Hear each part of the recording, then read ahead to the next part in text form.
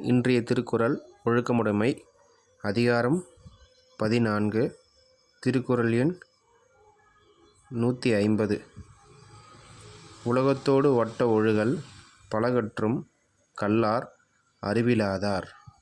இந்த குறளில் இருக்க வார்த்தைகளோட பொருள் என்னென்னா, உலகத்துக்கு உயர்ந்தோர் அப்படின்னு பொருள், ஒட்டனா பொருந்த, ஒழுகல்னா நடத்தல் வாழ்தல். உலகத்தோடு ஒட்ட ஒழுகல்னா, உலகத்தோடுனா யாரை சொல்கிறாங்கன்னா உயர்ந்தோர். உயர்ந்தோர்னா யார்? உயர்ந்தோர்னா ஒழுக்கமுடையவர் தான் உயர்ந்தோர்னு சொல்லி திருவள்ளுவர் சொல்கிறாரு.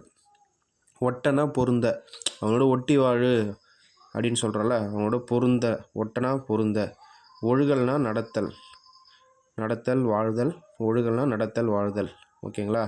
உலகத்தோடு ஒட்ட ஒழுகல் அப்படின்னா உயர்ந்தாரோடு பொருந்த வாழ்கிறது, இல்லை பொருந்தி நடக்கிறது. உயர்ந்தோர்னா ஒழுக்கமுடையவங்களோட பொருந்தி நடக்கிறது. அவங்க எப்படி வாழ்கிறாங்களோ அதேமாரி பார்த்து வாழ்கிறது.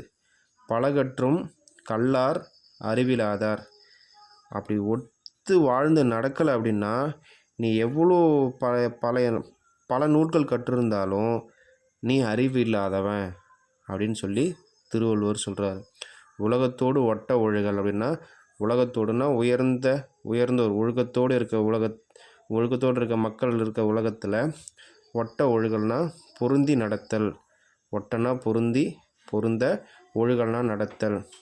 ஒழுக்கத்தோடு இருக்கவங்க கூட பொருந்தி நடக்கணும். அப்படி நடக்கலைன்னா நீ எவ்வளோ பெரிய பல நூட்கள் கற்று இருந்தாலும் பல நூட்கள் கற்றும் கல்லார் அறிவிலாதார். அறிவு இருந்தாலும் நீ அறிவு இல்லாதவன் அப்படின்னு சொல்லி திருவள்ளுவர் சொல்கிறார். புரியுதுங்களா? நல்லவங்க கூட கூடணும். அப்படி நல்லவங்க கூட கூடலை அப்படின்னா நீ நாசமாக போயிடுவ. வேறு யாரு கூடயாவது கெட்டவங்க கூட கூடக்கூடாது. அப்படி கெட்டவங்க கூட நீ தெரிஞ்சு நீ கூடுறன்னா நீ அறிவு இல்லாதவன் அப்படின்னு இன்காலத்து மொழியில் நான் சொல்கிறேன். அவர் சொன்னதுக்கான எடுத்துக்காட்டாக நான் இப்படி சொல்கிறேன். ஓகேங்களா? Thank you friends.